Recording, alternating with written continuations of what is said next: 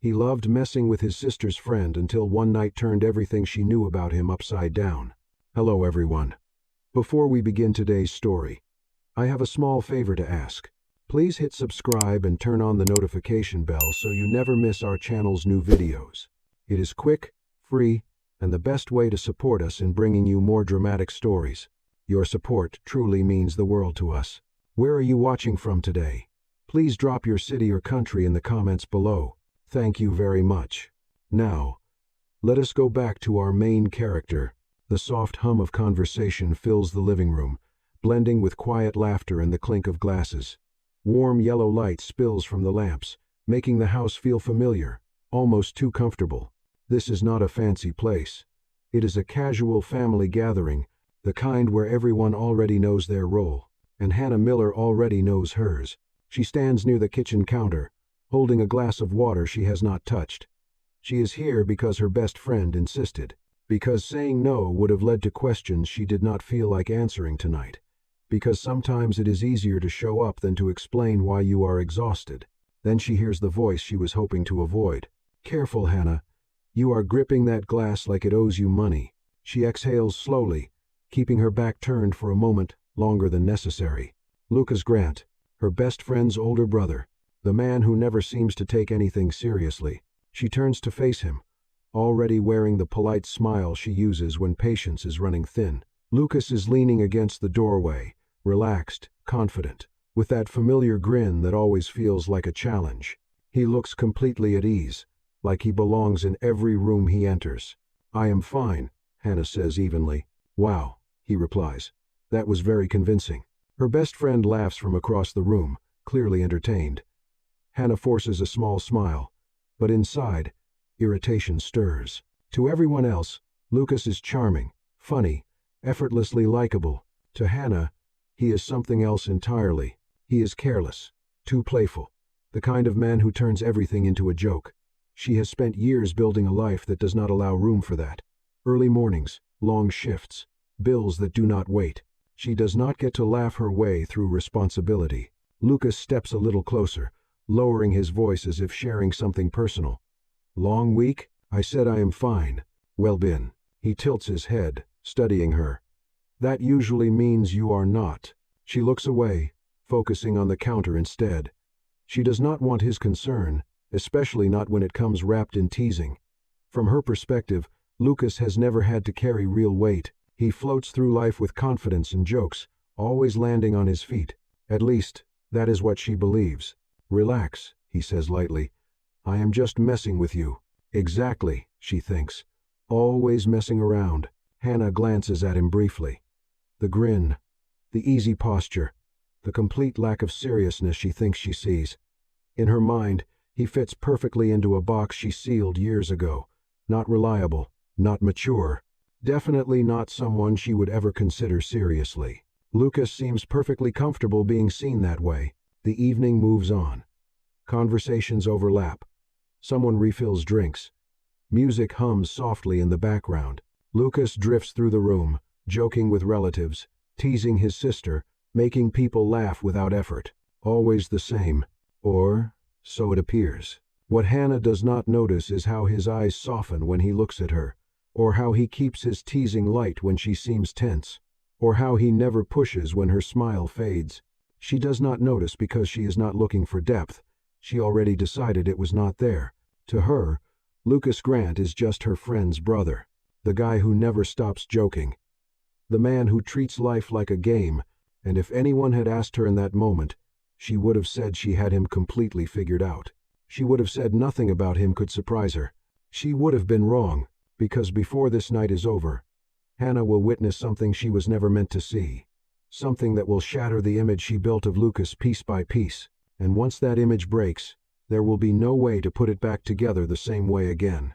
Hannah Miller does not stay long after that. She makes an excuse about an early morning, offers quick hugs, and slips out the front door before anyone can convince her to stay. The cool night air hits her face as she walks to her car, and only then does she let her shoulders drop. Family gatherings always do this to her. They remind her of how different her life feels compared to the people around her. Laughter comes easily for them. Comfort seems built in. For Hannah, Everything feels earned the hard way. She drives home in silence, the radio off, the road lit by streetlights that blur together as she passes. Her apartment is small, one bedroom, one bathroom, clean but modest, the kind of place that requires careful budgeting and constant planning. She kicks off her shoes by the door and sets her keys down in the same spot she always does. Routine keeps her steady. Predictability makes her feel safe. Tomorrow starts early. Her alarm goes off at 5:30 in the morning. Hannah is already half awake when it rings. She sits up, rubs her eyes, and swings her feet onto the floor without hesitation.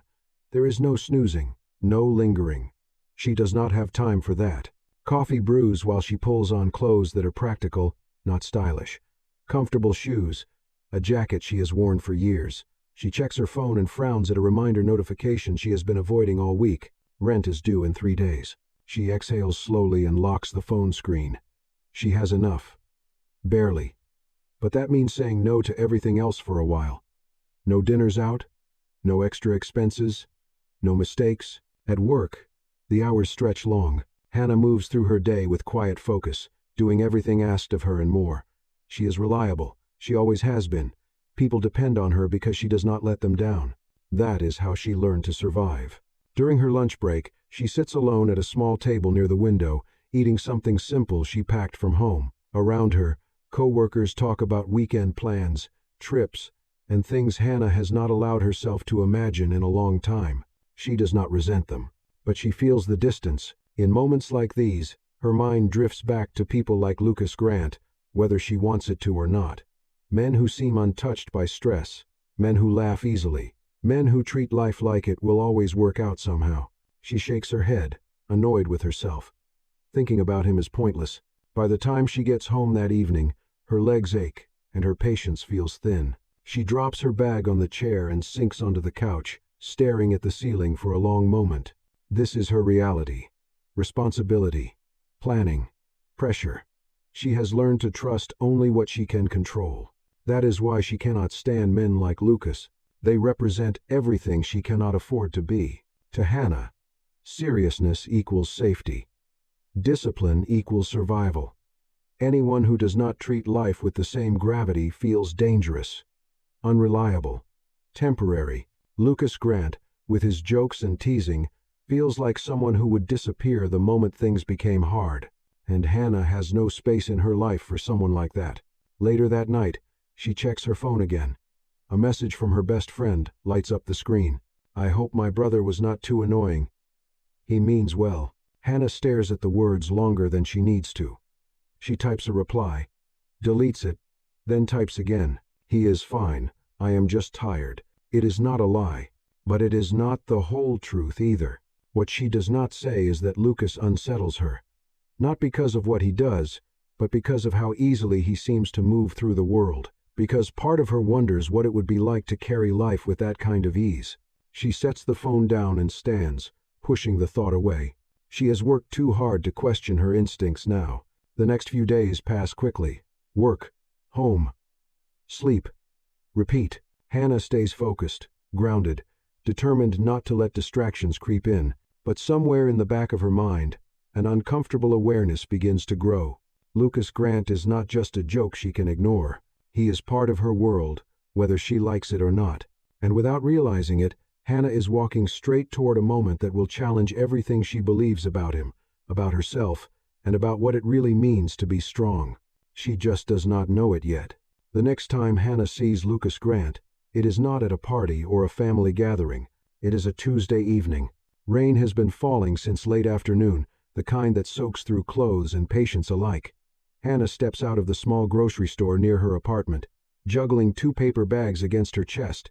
She is already calculating how fast she needs to walk to avoid the heavier downpour gathering in the distance. That is when she hears a familiar voice behind her. "Careful. Those bags look one bad step away from disaster." She stops, slowly turns. Lucas stands a few feet away, holding the door open for an older woman as she exits. He is dressed casually. Dark jacket, no umbrella, rain dotting his hair and shoulders like he does not care that he is getting wet. Of course it is him. "Do you follow me now?" Hannah asks flatly. He grins. Only on days ending in why are you always in such a hurry? She rolls her eyes and shifts the bags in her arms. Some of us do not enjoy wandering aimlessly in the rain. Funny, he says, stepping closer. I was just thinking the same thing about you. You always look like you are running from something. She stiffens. I am running toward my couch. Very different. Lucas laughs softly, but it fades quickly. He reaches out without asking and steadies one of the bags when the bottom begins to tear. A carton of eggs wobbles dangerously. Hey, he says calmly, slow down. His hand is firm, steady. He adjusts the bag with care, then lets go as if it never occurred to him to do otherwise.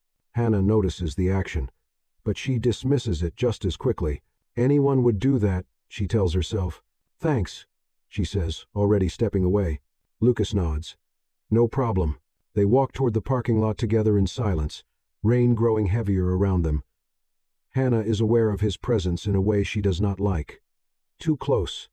Too easy. You live nearby? He asks. 2 blocks, she replies. He gestures toward the sky.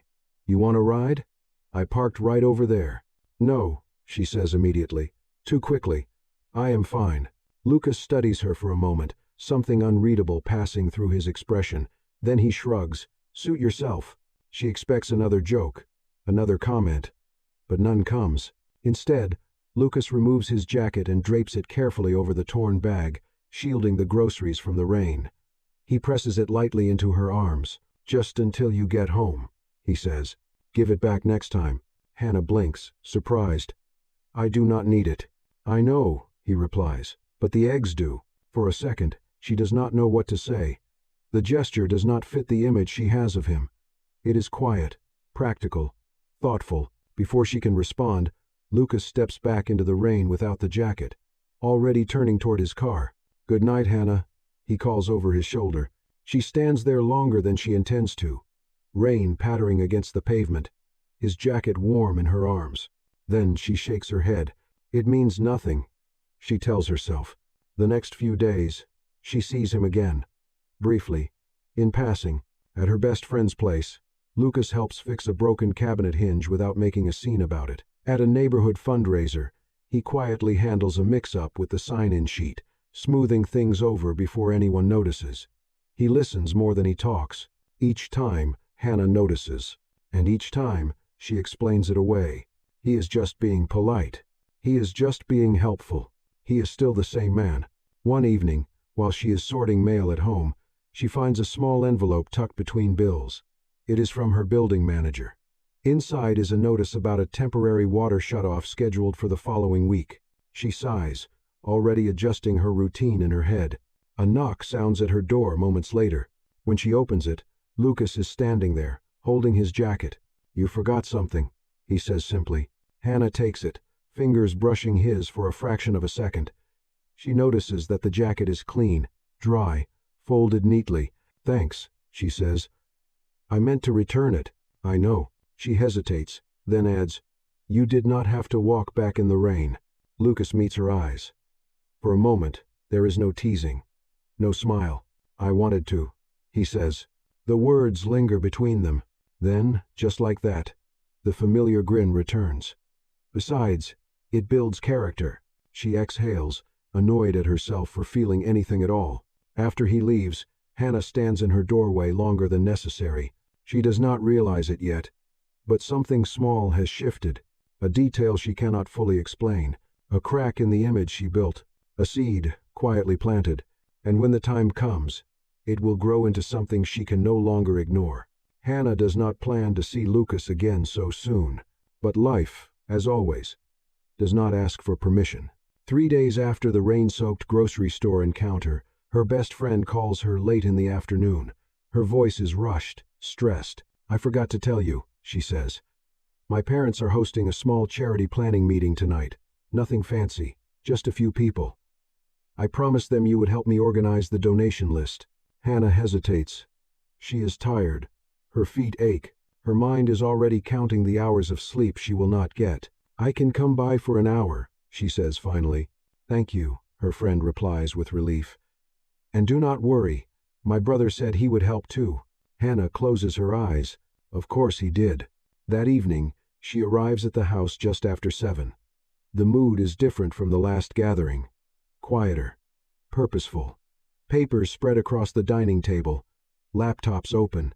Coffee brewing in the kitchen. Lucas is already there. He stands near the table, sleeves rolled up, focused on a stack of forms. There is no grin when he looks up. No teasing comment. Just a nod of acknowledgement. "Hey," he says. "Hi," Hannah replies, surprised by the simplicity of it. They work side by side without much conversation at first. Hannah organizes donation amounts, double-checking numbers. Lucas inputs data, asking questions when something does not add up. He listens carefully, takes notes, corrects mistakes without drawing attention to them. It is efficient, smooth, too smooth. After a while, Hannah realizes something unsettling. He is good at this. Not in a flashy way, not with jokes, but with quiet competence.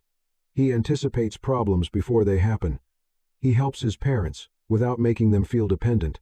He steps in when someone looks overwhelmed and steps back just as easily. This is not the Lucas she thinks she knows. At one point, the printer jams. Without a word, Lucas kneels, fixes it, and resumes typing. No comment. No performance. Hannah watches from across the table, a strange tightness forming in her chest. "You have done this before," she says, unable to stop herself. Lucas glances up. "Yeah. A few times. Why do I not know that?" she asks. He shrugs lightly. "You never asked." The answer lands harder than she expects. Later, they step into the kitchen together to refill the coffee pot. The house hums with low conversation behind them. For a moment, they are alone. "You were quiet tonight," Hannah says. Lucas smiles faintly. "I get that a lot when people actually pay attention." She frowns. "I pay attention. Do you?" he asks gently. The question is not accusatory. It is calm, curious. Hannah does not answer. They return to the table, the air between them subtly altered. The teasing is gone, replaced by something steadier, more real. When the meeting finally ends, it is later than Hannah intended to stay. She checks the time and winces. "I should go," she says, gathering her things. Lucas grabs his keys. "I will walk you out." "It is not necessary." "I know," he says. "But I want to." Outside, the night is cool and quiet. The streetlights cast long shadows across the driveway.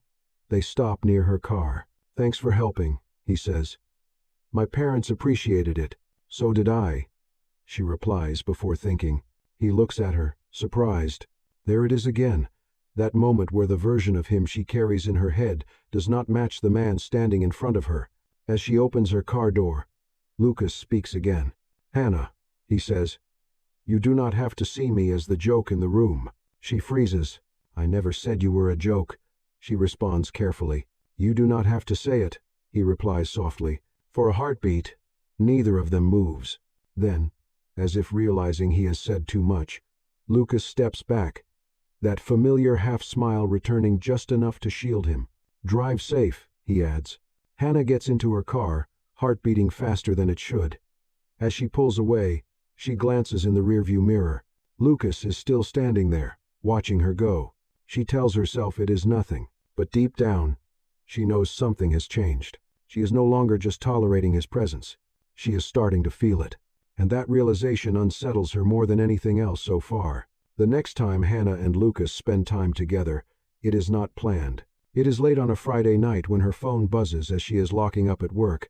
She almost ignores it, assuming it is another reminder or notification she does not have the energy to deal with. But when she sees her best friend's name on the screen, she answers. "I hate to ask," her friend says, voice strained, "but my car broke down and I'm stuck at my parents' place. Lucas is here too. Could you give me a ride home?" Hannah hesitates. It has been a long week. Her feet hurt. Her patience feels thin again. "Sure," she says. "I am on my way." By the time she pulls into the driveway, the house is dark and quiet. Her friend hurries out first, apologizing repeatedly, bags in hand. Lucas follows a moment later, locking the door behind them. "I owe you," her friend says as she climbs into the back seat. "Both of you." The drive starts out awkward. Hannah focuses on the road. Her friend scrolls on her phone. Lucas sits in the passenger seat, unusually quiet. Halfway through the trip, her friend's phone rings. It is work, she answers, distracted, and after a few minutes asks Hannah to pull over near a corner cafe so she can take the call inside where it is quieter. I will be quick, she promises, already opening the door. And just like that, Hannah and Lucas are alone in the car. The silence stretches. The street is dim, lit by a single flickering lamp. Hannah keeps both hands on the steering wheel, staring straight ahead. Lucas shifts slightly in his seat, then exhales. You do not have to be this tense, he says gently. I am not tense, she replies automatically. He smiles faintly. You grip the wheel the same way when you are nervous. She glances at her hands, then loosens her grip despite herself. Sorry, she says. Long week. Me too. The admission surprises her. She looks at him, really looks at him, and for the first time notices the exhaustion he has been carrying quietly. What do you do, she asks suddenly, when you are not joking? Lucas blinks. That is a strange question. I mean it, she says. What do you do when you are serious? He leans back in the seat, eyes fixed on the windshield. For a moment, she thinks he will dodge it, make a joke, change the subject, but he does not. I take care of things, he says slowly. I fix problems before they get loud. I try to make sure the people around me do not have to worry. Hannah feels something shift inside her. That does not sound like someone who treats life like a joke, she says quietly. Lucas smiles, but there is no humor in it this time. People see what they expect to see. She does not argue. They sit there, the hum of distant traffic filling the space between them. Hannah feels an unfamiliar sense of calm settle over her. Not the calm that comes from control, but the kind that comes from being understood. I do not trust easily, she admits before she can stop herself. Lucas turns toward her. I know. The simplicity of his answer catches her off guard. I have had to rely on myself for a long time, she continues. When things fall apart, there is no one else to fix them. Lucas nods. That explains a lot. About me? She asks. About why you push so hard, he says. About why you think people like me are irresponsible. She swallows. Are you not? He considers the question carefully. Not in the way you think. Her friend returns a few minutes later, apologetic and unaware of the quiet moment she interrupted. The rest of the drive passes quickly, filled with light conversation. When they drop her friend off, Lucas lingers by the car. Thanks for the ride, he says. And for earlier. Hannah nods. You are welcome. As she drives home alone, the night feels different. Softer. Less heavy. For the first time, she wonders if the image she built of Lucas Grant was never the full picture, and the thought both comforts her and scares her at the same time. Because if she was wrong about him, she has to ask herself one difficult question. What else has she been wrong about all along? The night that changes everything arrives quietly. No warning, no build-up, just a text from her best friend that afternoon. Please come tonight. It matters. Hannah hesitates when she reads it. She has already worked 10 hours. Her body is tired, her mind even more so. But something in the message feels different, heavier. So she says yes. The event is held downtown, inside a renovated historic building she has never been inside before. Tall ceilings, soft lighting, clean lines. It feels expensive in a way that makes Hannah instinctively straighten her jacket and check her shoes. She almost turns around at the door. Inside, people move with easy confidence. Conversations sound polished. Laughter is measured. Hannah feels out of place, like she wandered into a room she was never meant to enter. Her best friend spots her quickly and rushes over. I am so glad you came, she says, squeezing Hannah's arm. Stay close, okay? Why? Hannah asks, already uneasy. You will see. They move deeper into the room. Hannah notices banners on the walls, printed with the name of a foundation she does not recognize. Grant, Initiative. The name flickers across her mind, but she does not linger on it. Then the lights dim slightly. A woman steps onto the small stage near the front of the room and taps the microphone. The hum of conversation fades. Thank you all for coming tonight, the woman says. This initiative would not exist without the vision and leadership of one person. Hannah feels a strange tightening in her chest. The woman turns slightly and gestures to the side of the stage. Please welcome, Lucas Grant. For a moment, Hannah does not breathe. Lucas steps forward. Not the version of him she knows. Not the man leaning against doorways, teasing, smiling too easily.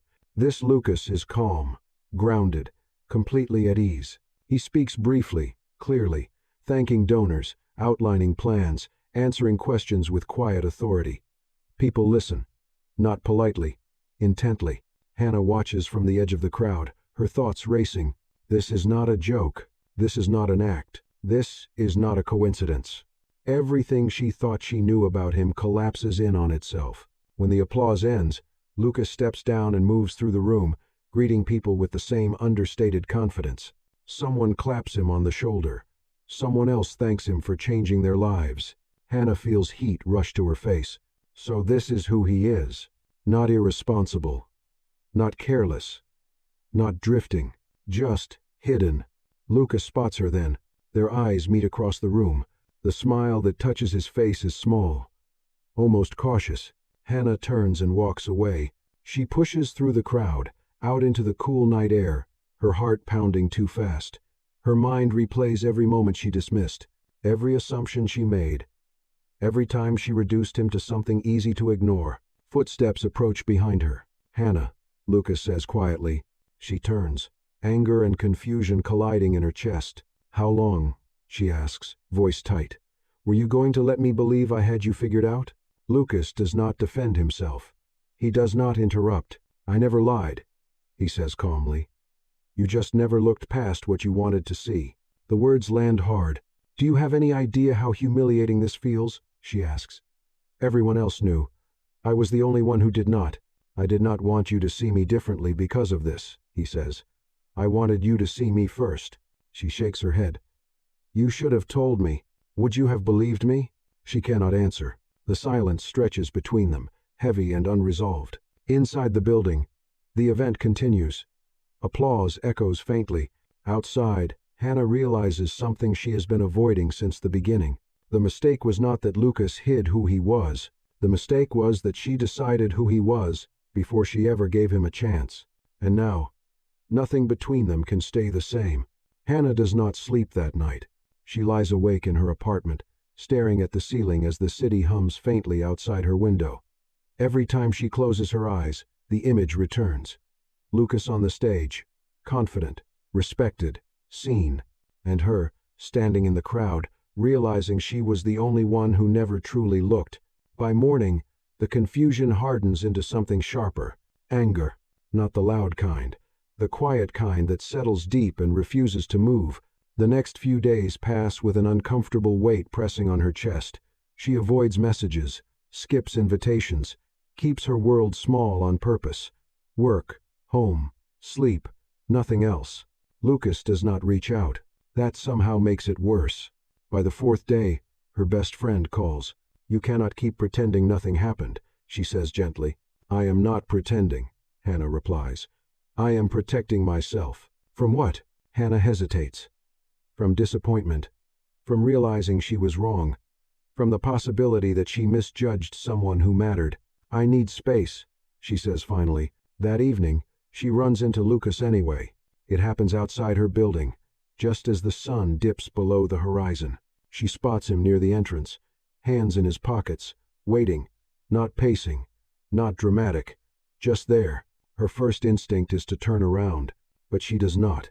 I was hoping to talk, he says when she approaches.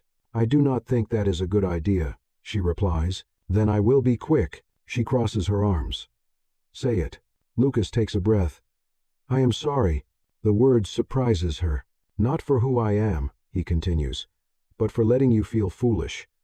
That was never my intention. Meist. Hannah lets out a bitter laugh. You stood there while everyone applauded you. What was I supposed to feel? That you mattered enough for me to want you to know me without the noise, he says. Without expectations. She shakes her head. You decided that for me. You decided what I could handle. And you decided I was someone not worth taking seriously, he says quietly. The truth of it stings. I was honest with you, she insists. I showed you exactly who I was. Yes, he replies. But you never believed I was doing the same. Silence stretches between them. A car passes. Someone laughs in the distance. Life continues, indifferent to the fracture forming between them. I do not trust easily, Hannah says again, more firmly this time. And you made me question my instincts. I never asked you to trust my position, Lucas says. Only my actions. She looks at him, really looks at him, and feels the pull she has been fighting since the beginning. That is the problem, she admits. Your actions make this harder. Because you feel something, he asks. She does not answer. Lucas nods slowly, as if that is all the answer he needs. I will step back, he says. Not because I do not care, but because you deserve the space to choose without pressure. He turns to leave. Lucas, Hannah says, stopping him. He looks back. This does not make you the villain, she adds quietly. A small smile touches his face. I know, and quote, when he walks away, Hannah feels the loss immediately. A hollow space where something fragile had begun to grow. She wanted honesty. She got it. She wanted control. She lost it, and now she is left with the hardest part of all, deciding whether walking away is strength, or fear disguised as it. Hannah does not hear from Lucas after that. Days pass. Then a week. Life returns to its narrow rhythm. Work, home, silence. She tells herself this is what she wanted. Space, control, no complications, yet the quiet feels heavier than before. On a Thursday afternoon, an unexpected email appears in her inbox. The subject line reads simply, Community Night Update. She almost deletes it. But curiosity wins. The message explains that a local community center near her neighborhood is hosting a small evening event. Free meals, utility assistance sign-ups, resume help, childcare support, all services Hannah recognizes. All services she knows people quietly need. At the bottom of the email is a familiar name, Grant Initiative. Her heart stutters. That evening, she walks past the center on her way home.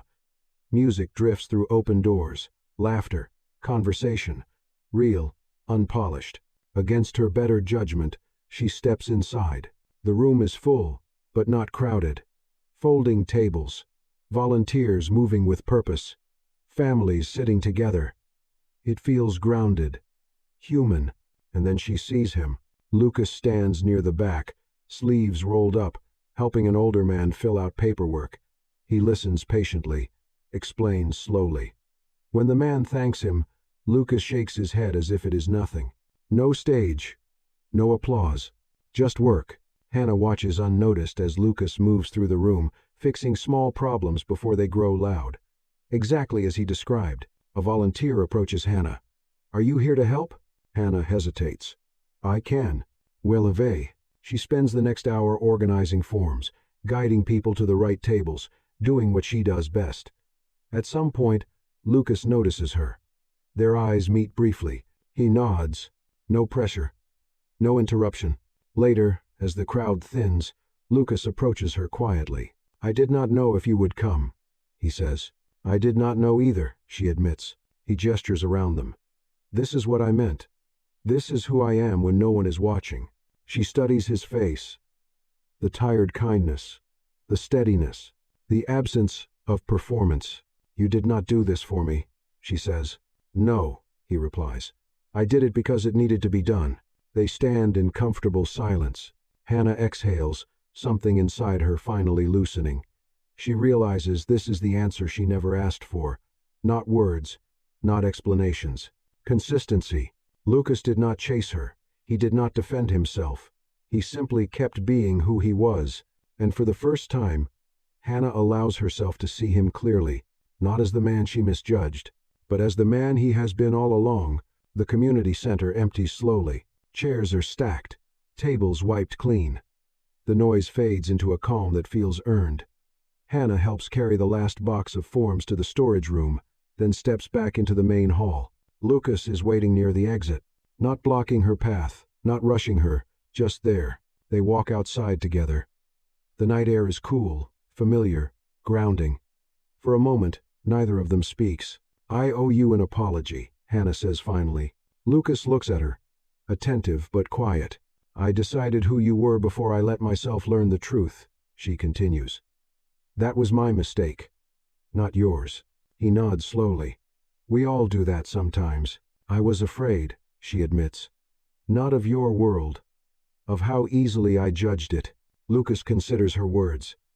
And now I am choosing to look, she says, without assumptions. A small smile appears on his face, not triumphant, relieved. I am not asking you to fit into my life, he says. I am asking you to walk beside it. At your pace. Hannah exhales, the tension she carried for weeks finally easing. I can do that, she replies. They stand there, the city humming softly around them. No dramatic declarations, no promises made too quickly, just a shared understanding. Over the weeks that follow, things change in small, steady ways. They meet for coffee. They volunteer together. Lucas shows up, consistently, without spectacle. Hannah learns to accept help without seeing it as weakness. She learns that seriousness does not have to mean solitude. One evening, as they sit on a park bench watching the sun dip behind the skyline, Hannah laughs at something Lucas says. The sound surprises her. I used to think your jokes meant you did not care, she says. They mean I do, he replies. I just show it differently. She nods, finally understanding. Looking back, Hannah realizes the truth she almost missed. The biggest mistakes do not always come from malice or lies. Sometimes, they come from certainty. From believing we already know someone, without giving them the space to prove us wrong. She reaches for Lucas's hand, and he takes it without hesitation. This, she says softly, was the best misunderstanding of my life. Lucas smiles. Mine too. And in that quiet moment, Hannah understands something she will carry forward. Real love does not begin with perfection. It begins with the courage to look again,